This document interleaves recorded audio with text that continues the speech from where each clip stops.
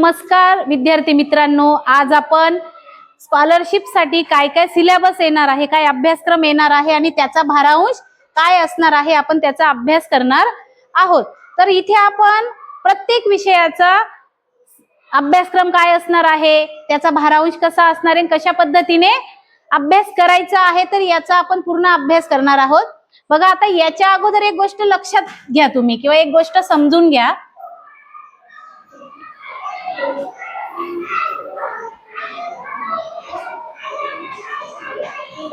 स्कॉलरशिपला किती पेपर असतात रे? 2 पेपर असतात, बरोबर। पेपर 1 आणि पेपर 2, पेपर 2 असे 2 पेपर असतात स्कॉलरशिपला, बरोबर। मग आता पेपर 1 मध्ये कुठले कुठले विषय येतात? भाषा आणि गणित, बरोबर। भाषा आणि गणित। पेपर 2 ला बुद्धिमत्ता आणि इंग्रजी। बघा, बुद्धिमत्ता आणि इंग्रजी हे 2 पेपर असतात। आता बघा, पेपर 1 ला आणि पेपर 2 ला कोणते कोणते विषय येत आहेत हे तुम्हाला समजलं आहे। पेपर 1 ला आपल्याला भाषा आणि गणित, आणि पेपर 2 ला कोणता? बुद्धिमत्ता आणि इंग्लिश असे 2 विषय येत आहेत। एक लक्षात घ्या बाळांनो, की हा जो भाषेचा पेपर असणार आहे, हा जो भाषा असणार आहे, तर ही भाषा असणार आहे 50 मार्काला। 50 मार्काला भाषा असणार आहे, म्हणजे त्याचे गुण असणार आहेत 25। किती गुण असणार आहेत? 25 गुण असणार आहेत।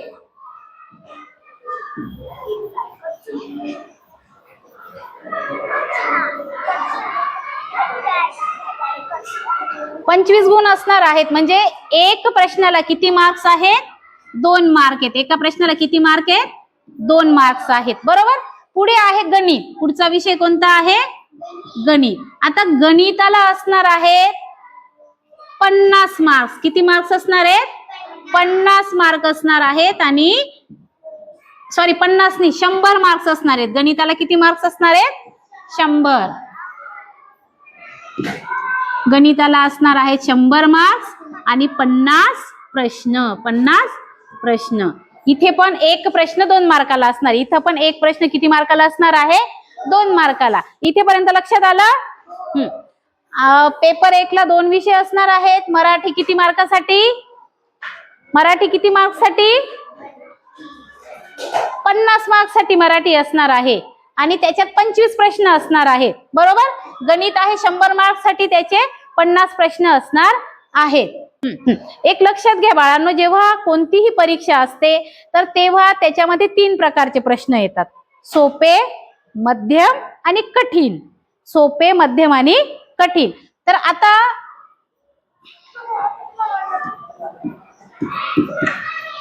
सोपे प्रश्न येतात 30%, मध्यम प्रश्न येतात 40%, आणि कठीण प्रश्न येतात पुन्हा किती झाले? 30 आणि 40 70, हे 30%, बरोबर। हे या पद्धतीने प्रश्नांची रचना असते: सोपे, मध्यम आणि कठीण। सोपे प्रश्न 30%, मध्यम प्रश्न 40% आणि कठीण प्रश्न 30%। आता आपल्याला स्कॉलरशिपला पात्र होण्यासाठी किमान पेपर 1 150 गुणांचा असतो आणि पेपर 2 150 गुणांचा असतो। इथेपर्यंत तुम्हाला समजलेलं आहे। तर ह्या पेपरला आपल्याला पेपर 1 ला पात्र होण्यासाठी किमान 60% गुण लागतात, आणि पेपर 2 साठी 60 गुण लागतात, बरोबर। आता हे जर तुम्ही पाहिलं, इथे सोपे आणि मध्यम किती झाले? 70%, बरोबर। हे झाले 70%। तुम्ही जर पेपर 1 आणि 2 चा चांगला अभ्यास केला तर तुम्हाला 60 मार्क मिळवणं अवघड आहे का? नाही। बघा, सोपे प्रश्न आणि मध्यम प्रश्न, सोपे प्रश्नाचे मार्क्स 30 पैकी 30% कुठेही जायला नको। आणि हा जो मध्यम आहे, तर मध्यमचे पण तुम्हाला 40 पैकी किमान 35% पण मिळाले, तर तुम्ही हा क्रायटेरिया सहज पूर्ण करता आहेत। हा क्रायटेरिया तुम्ही सहज पूर्ण करत आहात. बघा इथेपर्यंत लक्षात आलं. हा क्रायटेरिया तुम्हाला अगदी सोपा होणार आहे. पण कधी जेव्हा तुम्ही सोपे प्रश्न आणि मध्यम प्रश्न याचे मार्क्स अजिबात जाऊ देणार नाहीत, तेव्हा तुम्हाला हा क्रायटेरिया अतिशय सोपा होणार आहे. आता इथून पुढे बघा की तुम्हाला काय करायचं आहे की कोणत्या प्रश्नांवर जास्त जोर द्यायचा आहे. कठीण प्रश्न आहे 30%ला पण जास्त तिथे वेळ वाया घालवायचा नाही पेपर सोडवताना. आता आपण बघूया की साधारण काय अभ्यासक्रम आहे तो. बघा आता काय अभ्यास असणार आहे. पहिला विषय आहे, प्रथम भाषा आहे मराठी. त्याच्यामध्ये हे घटक, उपघटक आणि भारांश असा दिलेला आहे. आता घटक पहिला आहे आकलन. पहिला घटक आहे आकलन. त्याच्यामध्ये आहे उतारा व त्यावर आधारित प्रश्न, कविता व त्यावर आधारित प्रश्न, संवादावर आधारित प्रश्न, सुसंगत वाक्यांचा परिच्छेद आणि जाहिरातीवर आधारित प्रश्न. त्याचा भारांश आहे 24%. जर तुम्ही हा अभ्यास चांगला केला, व्यवस्थित विचार करून जर प्रश्नांची उत्तरं दिले तर तुमचे हे मार्क्स कुठेही जाणार नाहीत. म्हणजे भाषेचे 24% जे मार्क्स आहेत ते तुमचे फिक्स आहे, ते लक्षात घ्या तुम्ही. जर हे व्यवस्थित तुम्ही अभ्यास याचा केलेला असेल तर, जर तुम्ही सराव केला तर 100% हे मार्क्स आपले कुठेही जात नाही. आता पुढे आहे शब्द संपत्तीवरील प्रभुत्व. पुढचा आहे शब्द संपत्तीवरील प्रभुत्व. त्याच्यात बघा समानार्थी, विरुद्धार्थी, समूहदर्शक, शब्द समूहाबद्दल एक शब्द, अलंकारिक शब्द, जोड शब्द, शब्दकोडी, एकच शब्दाचे भिन्न अर्थ, असे पुढे अक्षर जुळवून अर्थपूर्ण शब्द तयार, पिल्लूदर्शक शब्द, म्हणी आणि वाक्प्रचार, हे याच्यातले भाग आहेत. याच्यात याला भारांश आहे 40%. याला भारांश किती आहे? 40%. याला 40% भारांश आहे. आता हे पण आपल्याला काय, हे पाठांतराचे किंवा पुन्हा पुन्हा वाचण्याचे हे टॉपिक आहेत. जर तुम्ही पुन्हा पुन्हा हे सगळं वाचलं तर वेगळ्या पाठांतराची गरज नाही. तुम्ही जर हे 15-20 वेळा पण वाचून घेतलं तर लक्षात घ्या, परीक्षेला समजा समानार्थी शब्द लिहा. इथे एक प्रश्न दिलेला, एक शब्द असतो 1, 2, 3, 4, त्याचे 4 पर्याय दिलेले असतात. जर आपण कोणताही टॉपिक 4-5 वेळा मन लावून वाचलेला असेल तर आपल्याला परीक्षेचे असलं की क्लिक होतं की अरे हा, हे उत्तर आहे याचं. बरोबर. सूर्याला समानार्थी तिचं जर रवी असेल तर अरे हा, याचं बरोबर रवीच आहे. म्हणजे जर आपण हे व्यवस्थित वाचलेलं असेल तर. आता पुढे बघा काय आहे, कार्यात्मक व्याकरण. पुढचा आहे कार्यात्मक व्याकरण. आता कार्यात्मक व्याकरणामध्ये वर्णमाला, शब्दकोशाप्रमाणे शब्दांचा क्रम, शब्दांच्या जाती, नाम, सर्वनाम, विशेषण, क्रियापद, लिंग, वचन, काळ, विरामचिन्हे, वाक्याचे भाग, शुद्ध अशुद्ध शब्द आणि प्रत्यय घटित उपसर्ग शब्द, हे सगळे जे आहेत तर हे कशामध्ये येत आहेत? कार्यात्मक व्याकरणामध्ये येत आहेत. हे सुद्धा तुम्ही जर याची प्रॅक्टिस केली तर हे आपल्या भारांश 32% कुठेही जात नाही. पुढे आहे सामान्य विषयक ज्ञान. पुढे आहे सामान्य विषयक ज्ञान. आता त्याच्यात पण बघा लेखक, कवी, ग्रंथ, टोपण नाव, खेळ, खेळाडू, दिनविशेष, विविध पुरस्कार, पदवी, किताब, हे सगळे याच्यात येणार आहेत. तर हे पण जर आपण पुन्हा पुन्हा वाचत राहिलो तर परीक्षेच्या वेळेस आपल्याला 100% आठवतं. आता पुढचा विषय कोणता आहे बघा, सांगा मला. पुढचा विषय कोणता आहे? गणित. पुढे काय आहे? गणित. पुढे आहे गणित. आता गणिताचं जे आहे तर पहिला जो घटक आहे तो आहे संख्या ज्ञान. पहिला घटक काय आहे? संख्या ज्ञान. आता संख्या ज्ञान करता त्याला भारांश आहे 16%. भारांश काय आहे? 16%. त्याच्यामध्ये हे सगळे घटक येतात.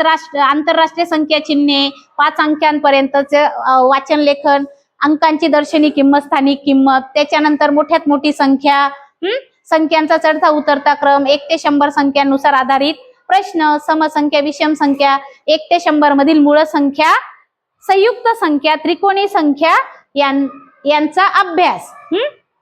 क्रिया. पुढे काय आहे? संख्यांवरील क्रिया.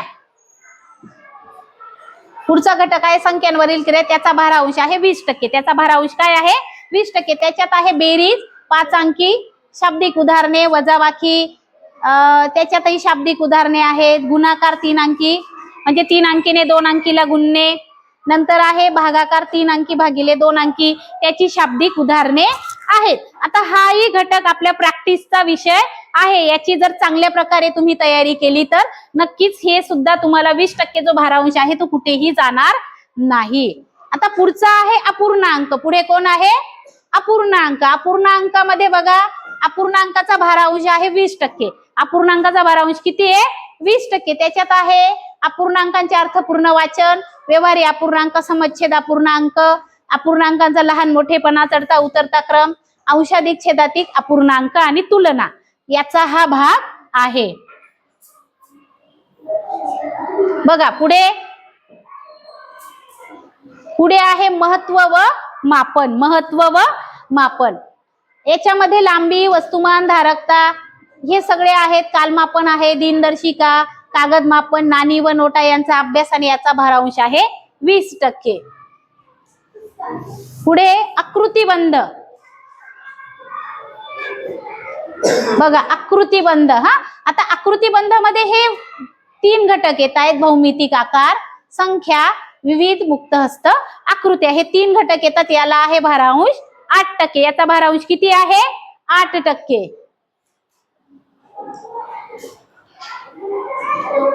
भूमिती 6वा घटक काय आहे? भूमिती. आता भूमितीमध्ये काय येणार आहे? कोन व त्याचे प्रकार, सममिती, शिरोबिंदू, बाजू, त्रिकोण, आयत, वर्तुळ, जीवा, त्रिज्या, व्यास, अंतर्भाग, त्याचा बहिर्भाग, परिमितीमध्ये त्रिकोण, आयत, चौरस, क्षेत्रफळ, आयत, चौरस, त्रिमिती वस्तू व घडणी, दंडगोल, शंकू, इष्टिकाची ती घन, कडा, शिरोबिंदू, पृष्ठे. तर यांचा अभ्यास त्याच्यामध्ये असणार आहे. आणि पुढे आहे चित्रालेख. आता चित्रालेख म्हणजे चित्ररूप माहितीचे आकलन. याला आहे 6% बाळा भारांश. लक्षात घ्या, हा घटक सुद्धा सोपा आहे. जर याचा आपण व्यवस्थित अभ्यास केला तर हा घटक सुद्धा खूप सोपा आहे. आज आपण आता भाषा आणि गणित ह्या 2 विषयांचा जो भारांश आहे, जो अभ्यासक्रम आहे तो बघितलेला आहे. आणि हा आहे पेपर 1 साठी. तो 120 मार्काचा पेपर 1 असणार आहे. त्याच्यात भाषा असणार आहे 50 गुणांसाठी, गणित असणार आहे 100 गुणांसाठी. तर असे आपल्याला 75 प्रश्न सोडवायचे आहेत. आणि त्याच्यामध्ये किती मार्क्स मिळवायचे आहेत आपल्याला? किती मार्क्स मिळवायचे आहेत? पात्रता म्हणजे क्रायटेरिया काय पात्र होण्याचा? 60% मिळवायचे आहेत आपल्याला. लक्षात आलं? पेपर 1 मध्ये 60, पेपर 2 मध्ये 60, तेव्हाच आपण पास होणार आहोत, त्याच्यात पात्र होणार आहोत. मग आता मला सांगा, हे सगळं जेव्हा आपण बघितलं, भारांश वगैरे अवघड आहे का काही?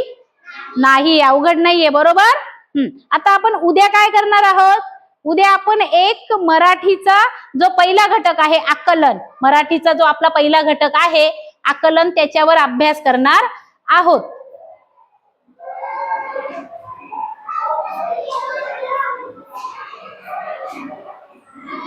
बघा, आपण मराठीचा हा जो आकलन घटक आहे त्याच्यावर आपण अभ्यास करणार आहोत. आणि त्याचा नंतर आपण पेपर 2 चा जो भारांश आहे तोही बघणार आहोत. चला तर मग आता पुढच्या व्हिडिओमध्ये आपण भेटूयात.